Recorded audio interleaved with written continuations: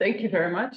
I was told I have to introduce myself, but I'll start by saying thank you to the organizers of this Festival of Failure. Very fascinating topic, and I must admit that when I was invited, I was looking for reasons why people decided that I would be a good fellow for this topic, going over my own failures. And, I've been plenty, so I can totally understand why I'm here. Yeah, so introduce myself. I'm working in the Faculty of Arts of the Radboud University in Nijmegen in the Netherlands. I'm a linguist by training, you could say, Dutch linguistics. And I have, after my PhD, actually decided to devote my research to social interaction in digital environments, so including all kinds of communication media, if you want. But also communication mainly in institutional settings. And so looking after I got the invitation and preparing for this presentation, I decided to look back and see like what are the things that I have been doing research on and how does that somehow relate to failure and the robot interaction, which is the main topic of today, but I have an hour so I can talk about other stuff. But anyway, so the robots research is maybe also the reason why Jessica invited me or approached me for this event. But there have been many other projects. Oh, and I was supposed to have animation on this slide. Never mind. So these are some of the settings I have been looking at in my research, always drawing on authentic data, so real interactions of the people who work in these settings, including police, youth care workers, surgeons, GPs, education and counseling, etc. And maybe of all of these settings, I suppose you could find instances of failure, plenty of instances of failure in each of these settings, but particularly in education, it's kind of maybe also what Mike talked about yesterday. So students who have to learn something new and to some extent need the experience of failing in order to learn something. And in my research currently, I'm working together with a literary scholar who is an expert in novels and literary education. We decided to record oral examinations in secondary school where students have to pass this oral exam for their overall exam. And so one type of failing in this context is obviously failing the exam, but this doesn't happen very often, I must say, unfortunately for the students. Failing a question is maybe also a type of failing that can occur in this setting, as to some questions you might not be able to provide a sufficient answer.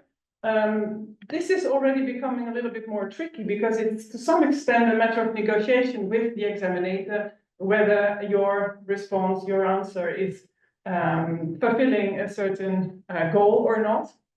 And let me see if So in any case, I think maybe we can go even a little bit more on to the micro level, and that's a concept that I borrowed from you yesterday, the microscopic failures, but now in a different type of system, not the body, but the system of social interaction. And I think we can identify microscopic failures in social interaction in an even more fine-grained manner than failing a question, for example. And also then, when we look at it in that way, and I'll explain what that looks like, these kinds of failures are inevitable in social interaction, and they happen a lot. Every 1.4 minute, for example, researchers have identified in like social interaction, everyday interaction, instances of what we call repair. So dealing with some type of misunderstanding, miscommunication in interaction. It's so pervasive, it's everywhere.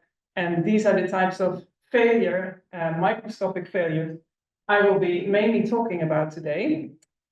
So that means failure in interaction we could approach, and this may be some kind of methodological take on it.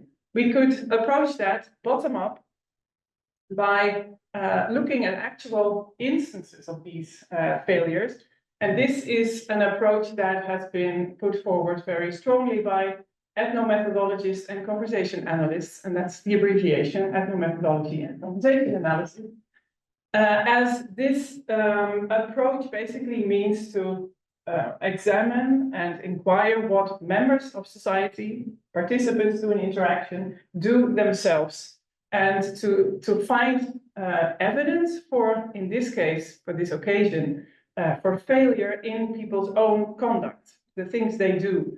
So from that perspective, you could say failure is established locally in any particular situation, and collaboratively, because it always involves all the participants to the interaction, not just one person to decide what failure is. It always requires the other participants to either confirm or disconfirm or do whatever.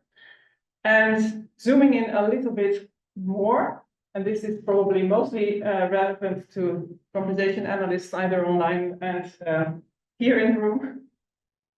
So very specifically for this talk today, I would like to look at instances of treating something as problematic retrospectively. So this is Schegloff is one of the great grandfathers of conversation analysis who passed away recently, by the way. But he wrote a very important book on sequences in interaction. And sequences in interaction are mostly actions, initial actions, that get then responding actions by a co-participant. So I can ask a question and thereby make relevant that someone else provides an answer, and some particular other most of the time. But we can also do things in interaction that work retrospectively.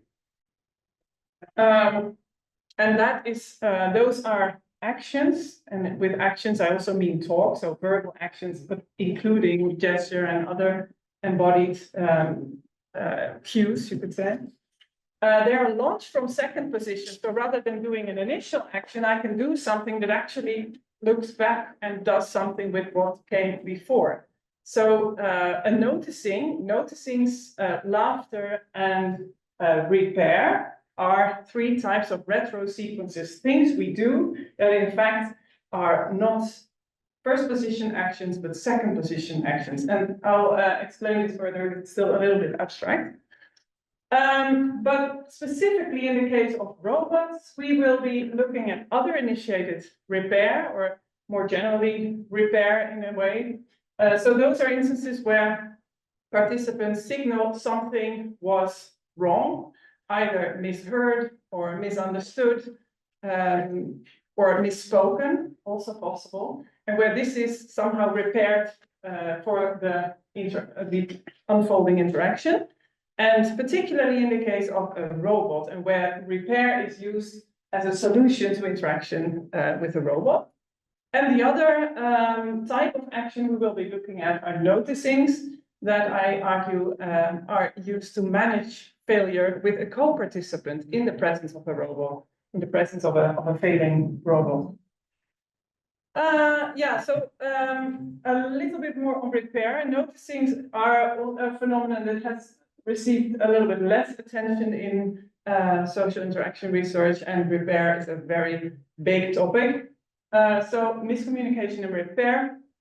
The definition is still the one by Schegloff and Jefferson. Troubles of speaking, hearing, and understanding is what we consider miscommunication generally, and repair is then, or are the various ways which we have to deal with and resolve those trouble in interaction. And there are a couple of types of repairs. For example, self-initiated self-repair, which includes self-corrections, you could say. While speaking, you cut off or you stop a word in a turn, an ongoing turn, and replace it with something else. So in this case, yesterday, Sunday is one instance of repairing yourself. Or also, and that's an instance we will see later on, okay, silence, and then repeating okay louder. It's doing the same action, but in a different way, thereby repairing the first version, so to say. Other initiated repairs is a completely different type of repair, where the co-participant will think, oh, something was wrong. There was some kind of failure in the interaction. So you might go, huh? or who, or what do you mean? Those types of actions are in fact other initiated repair. And then there is other initiated other repair, which basically means we're not asking for a repair solution, but we're doing it ourselves. So when I say yesterday we went, someone else might say on Sunday. So repairing the failure in my terms, so to say. Okay, with this in mind, we're going to look at some instances of human-robot interaction. And that is particularly interesting because it is widely established, even nowadays in times of ChatGPT, that conversational technologies are still unable to lead a half-decent, coherent conversation with humans. And this has all kinds of reasons and causes. But in any case, it seems a particularly interesting context for studying failure, and therefore fitting to the topic of this week. It's also interesting to know that this particular robot, a Pepper robot, which we will look at in a minute, was evaluated very positively by users. So we can have this kind of paradox where we, at least as researchers, can identify very obvious instances of failure while users are not complaining about it. So this is an interesting given in a way. The fact that, so we already did this project, it's finalized, published, etc. And we found many, many cases of repair, of misunderstandings or miscommunication and repair in this particular data set. So this is extending the paradox. So despite the positive evaluations, there's a lot of failure going on in this interaction. And yeah, I'll show you some instances where I'm curious to hear whether you think it's failure or not. But a little bit more of the data, because this involves programming and some of the actions done by the robot. You need to know that they're actually programmed into the robot. And so they're the context, so to say, that is stable. We were given video recordings of a robot doing a health survey with 36 elderly people. And those people were recruited for the research, so not entirely natural, although normally when patients enter the hospital, they also have to do a health survey, and this is then conducted by a nurse. So in this case, they replaced the nurse with a robot and wanted to know whether this is a useful replacement. This survey consisted of 52 questions, and the interviews took about, oh, it's not included on the slide, but took about 20 minutes for each participant. So 12 hours of video data in total. Some questionnaires were shorter, apparently. And the nurse instructed patients or participants to do certain things and not do other things. So they said to the nurse in the beginning, if Pepper is silent, it has not heard you. So repeat. Another instruction was, if you say, what do you mean? Then Pepper will repeat the question. So this is already an instruction to do some kind of repair action, you could say. And another strategy to use, if you say skip, then Pepper proceeds to the next question. So for whatever reason you might not want to respond to this particular question, this is the solution then. And then good to know is that Pepper will repeat or do an understanding check for each and every question. So whatever response you've given, ask again. And this led to recycling of questions, because sometimes Pepper had misheard what the participant said and would pose the question again. And in cases where Pepper had not heard any audio input, hadn't registered anything, it would go, I haven't heard your answer yet. And this occurred 3 times in our data. So, so this is the robot, basically, and I will show you a first instance of repair. And we will look at how that is resolved by the participant, and hopefully the audio will work. With the mouse. Oh. Ja. Dan gaan we naar de volgende vraag. Hoe tevreden bent u met uw gezondheid? 7. U zegt dat uw tevredenheid met uw gezondheid het cijfer 7 krijgt. Klopt dat? Klopt. Sorry, ja. De volgende vraag. Okay. So what we do in interaction analysis is that we make a transcript of instances of interaction to be able to really pinpoint what's going on where and how does this interaction unfold. So this is a transcript of this short fragment, starting with Pepper's the question, how satisfied are you with your health? And this blue bar indicates the blue ears of Pepper. That signal, it can take audio input. So basically, Pepper is listening. The participant goes 7, and then there's the understanding check by Pepper in line 6 and 7. You say that you're satisfied with your health. Well, this is the wording in Dutch, so it has been translated literally. The grade 7 gets, is that correct? And the human goes, correct, no, sorry, yeah. So this is the instance of self-repair I wanted to point at. And what does this mean? It's backwards looking in a way. It's the sorry, yeah, and starting with no, is already signaling there has been a failure, some kind of trouble source in word selection. There's a display of accountability, you could say, by doing sorry. There's also the embodiment. I don't know if you saw it, but it's like, oh. This kind of movement for getting it wrong. And the self-repair retroactively marks the participant's own conduct as problematic or a failure. So this is, you could say, self-correction in microscopic detail. There are many, so what can be taken from this is that it's the participant doing the signaling of the problem, but also doing the resolution of the problem. There are much more complex cases, and we will look at one here. Is there any introduction needed? I don't think so. The next statement is, De volgende zin is, ik twijfel aan de zin van het leven.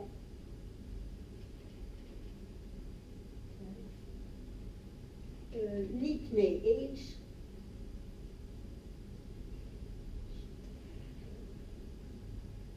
Niet mee eens. Pepper, wat bedoel je?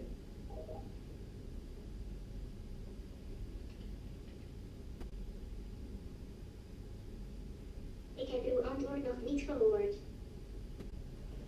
Niet mee eens. Uw antwoord is niet mee eens. Begrijp ik dat goed? Ja. Dan gaan we naar de volgende zin. okay. Yeah, so a little bit more failure in this. So what does this look like in detail? There is already an interesting question, right? The next statement is, I doubt the meaning of life. Could be a question to skip. This, well, there is some doubt in this.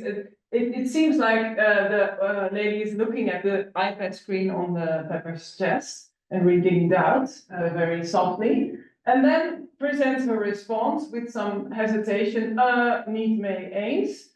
But we can see that she also shrugged very slightly. There's no response by Pepper at that point, right? So 5.3 seconds of silence is really long, and it's not something that we do when we speak to other humans usually. This is already a sort of threat to the interaction, failure if you want, so progressivity is at stake there.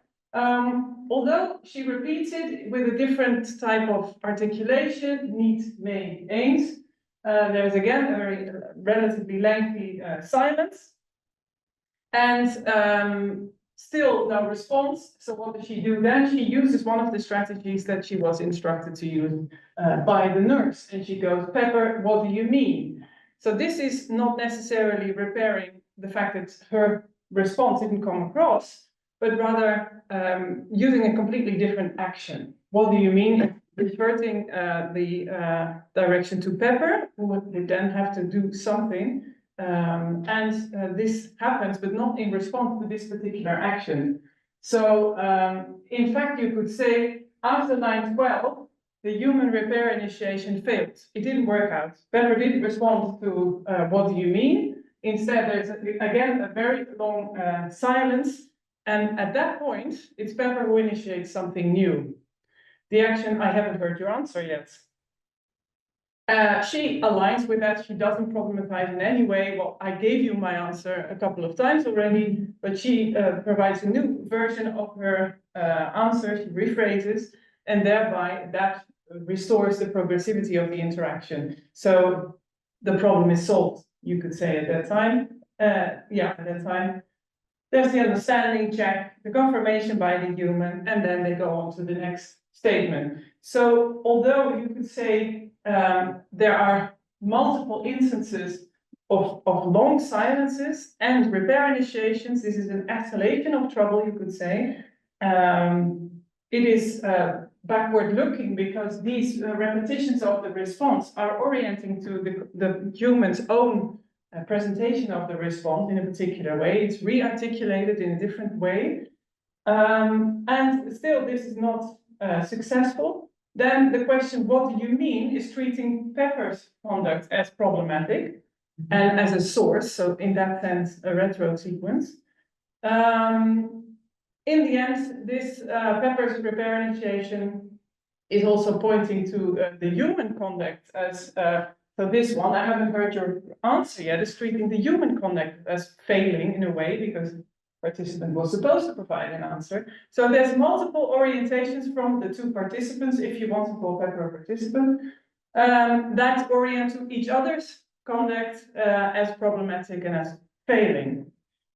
Now, we will look at another instance, and this is a kind of bridging fragment, because it includes a third participant. This is a companion of the lady in the middle, and she's just sitting there and making notes, doing whatever, not participating generally, but in this instance she is. And that's important because it's the bridge to the noticing as doing something in the context of failure. De volgende vraag. Hoe tevreden bent u met uw veiligheidsgevoel? Een 10. 10. Helemaal perplex. 10. Inderdaad. U zegt dat u tevredenheid met uw veiligheidsgevoel het cijfer 0 krijgt. Begrijp ik dat goed? Nee. Dan heb ik het verkeerd verstaan. Dan herhaal ik de vraag. Hoe tevreden bent u met uw veiligheidsgevoel? 9. U zegt dat u tevredenheid met uw veiligheidsgevoel het cijfer 9 krijgt. Is dat juist? Ja. De volgende vraag. Okay, again, a different type of failure and a different solution. We will, this is a bit longer, so it, I think, I have 2 slides for this transcript. But to start with the first part, the next question is, how satisfied are you with your sense of safety? And the human response, A10.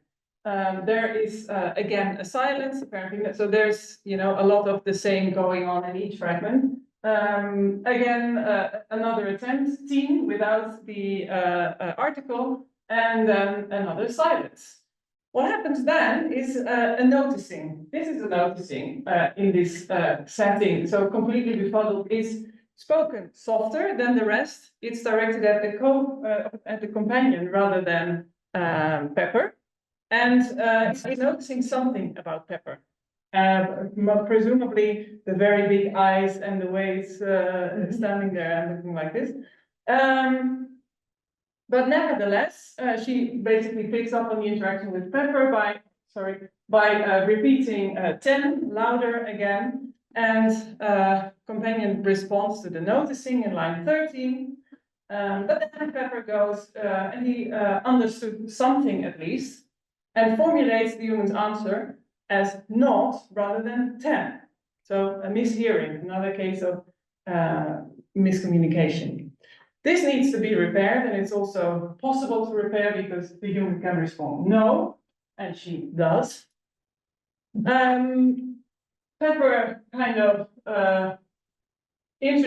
announces the fact that the question will be repeated. I repeat the question, how satisfied are you with your sense of safety? And then the human does something interesting, provides a different response than before, because that failed. And this is interesting because how to respond differently to a question that wants a number. It's difficult to say 10 in a different way, right?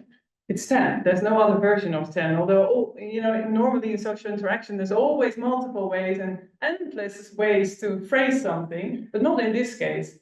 So this is a very creative solution to the failure of Pepper to understand her correctly.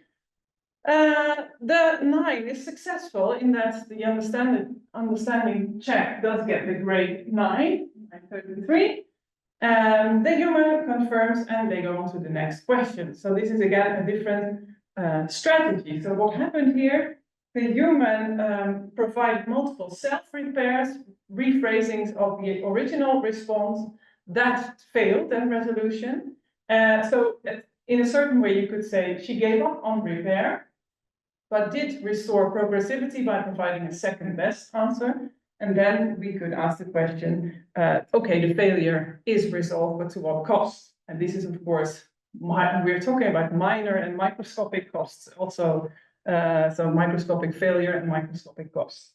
But still, there's something that we didn't talk about much in this fragment, and that's the noticing. But I did want to point out a few things about this, because it's the human noticing something about Pepper's appearance, some kind of facial expression, you could say.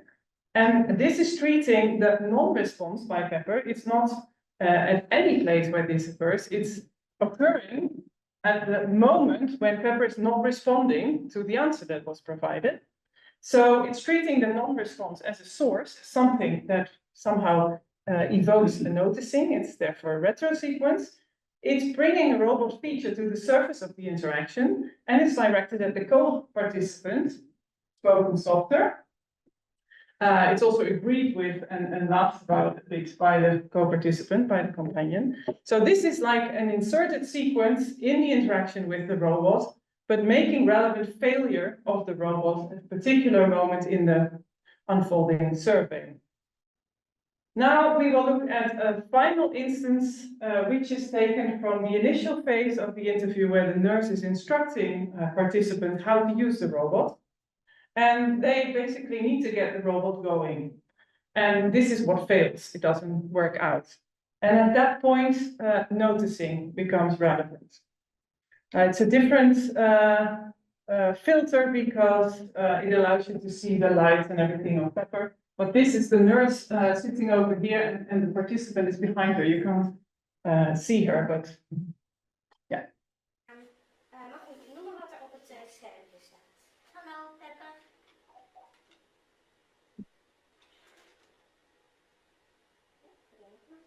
Hallo, Pepper. Hallo, Pepper. Pepper heeft geen zin in vandaag. Hallo, Pepper. Hij knikt wel heel enthousiast. Ja. Ik wil eens even aan Roel vragen of hij weet waar. So that is the researcher and the programmer of the robot, and they're leaving the room to get help with this failure. Okay, to go by this line by line, more or less.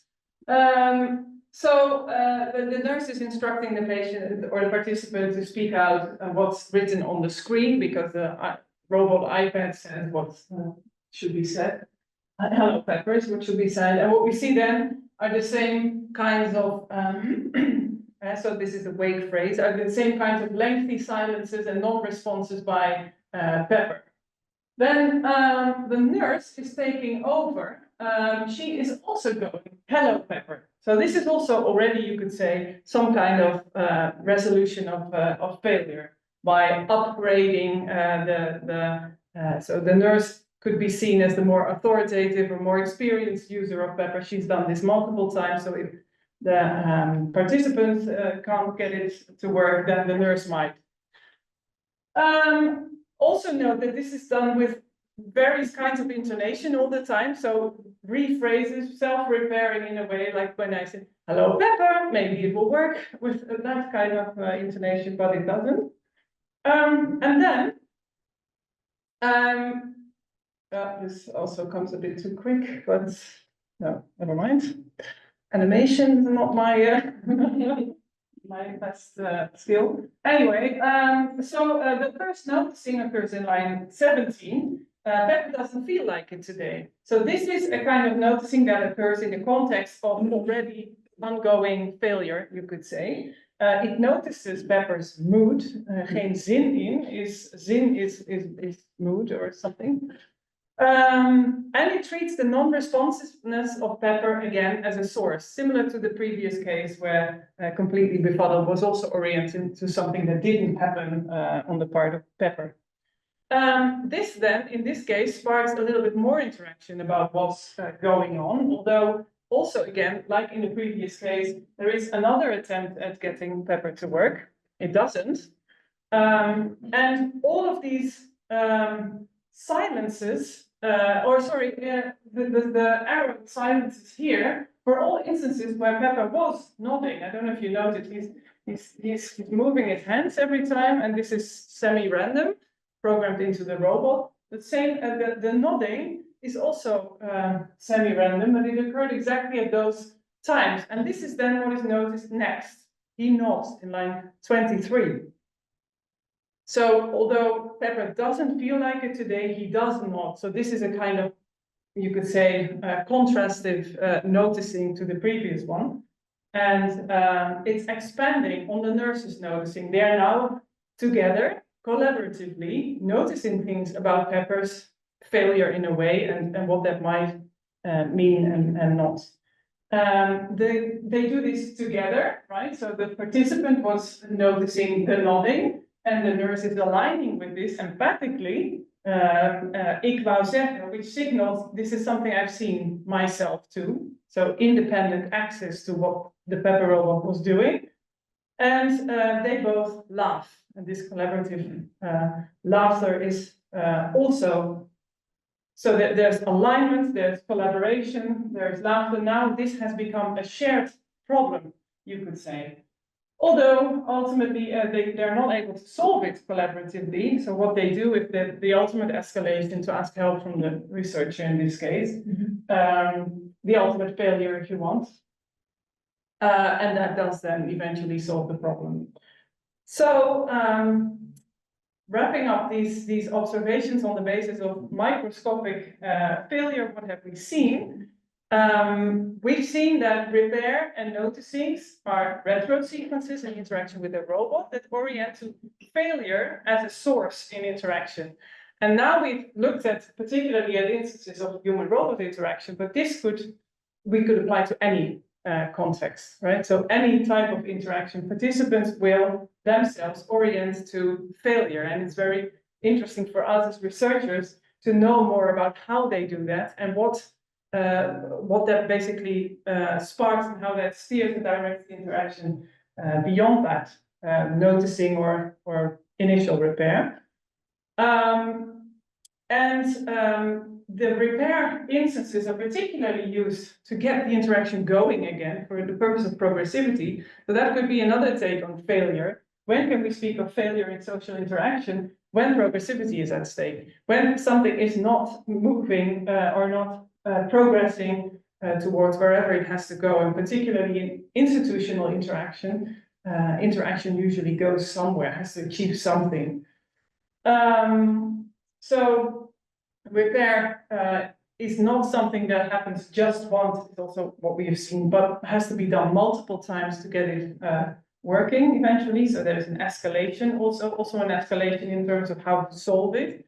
So to get the researcher involved, or to use these phrases like, what was it again, Pepper, what do you mean?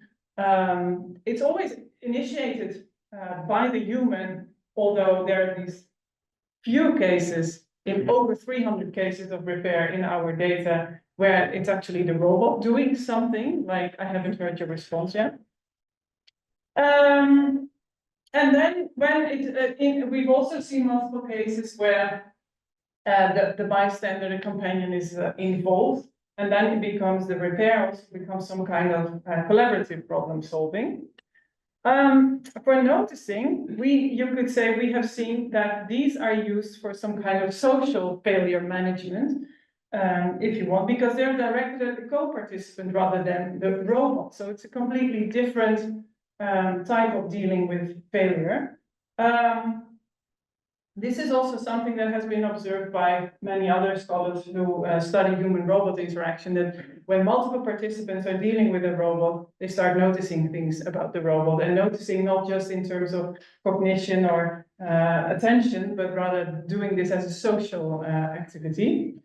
And we've also seen that the robot conduct is then a source of the retro sequence. So we could also say that noticings are used as some kind of diagnostic tool to figure out what's wrong, what's going on. It's not doing this, it is doing that type of thing. And these noticings elicit agreement, responding noticings by the other participant, and thereby the failure becomes some kind of shared activity.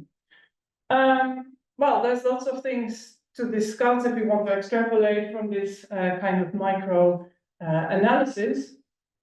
In a way, we have seen that progressivity is prioritized over accuracy, at least in the case of 9 and not, and 10, sorry, 10, not 9. And this is, of course, yeah, you could say to some extent at the surface level of the interaction, the problem is solved, but this has other consequences. Is this still the fact that it's resolved and that there is some kind of restoring of progressivity? Does that mean failure is gone, or should we still define this as an instance of failure? The whole issue of defining failure becomes very tricky, I think, and yeah, I'm also very interested in discussing this further and trying to look into other settings and maybe also completely different disciplines, etc. So when is something a failure? Who defines? Who decides? And I think this approach has basically given us some insights in how members of society, how participants do it and deal with it, and that to some extent the interaction always has to move on. So there's no other way, and how does it then still make sense to call these instances of failure? So what's in more generally and with regard to robots, Pepper, we did see was hardly able to have a half-decent coherent interaction with these humans. We saw over 300 instances of repair. These were mainly to do with hearing trouble. So of course there's a lot of problems with robots and AI and etc. But especially for those agents that have some kind of bodily presence, they are very reliant on audio input, and their hearing capabilities, if you want, are not very sophisticated yet. So most of the time when trouble occurred, it had to do with acoustics, some kind of audio problem. Yeah, and this is not the case for any occasion where we type, because then you don't need audio, and it's in that sense more interactive. At the same time, we do things with speaking, and we also saw this, the articulation and the intonation, etc., that we cannot translate into writing, so that it doesn't apply to writing at all. And if, yeah, it very much depends on what you want to use the robot for, what type of technology would be most useful.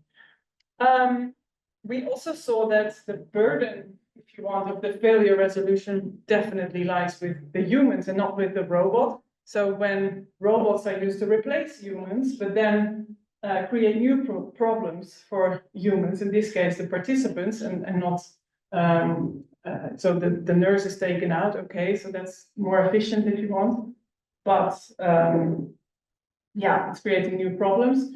And this is still in this paradox relationship to the very positive evaluation. which I think are also related to the fact that participants were asked to evaluate this robot in kind of a research setting, and it's kind of hard to be very critical of something you have voluntarily agreed to participate in. And yeah, so I would say the positive evaluations are much less informative than our observations. So, well, this is also a point of discussion. And also, again, has to do with who decides, who says what is a problem.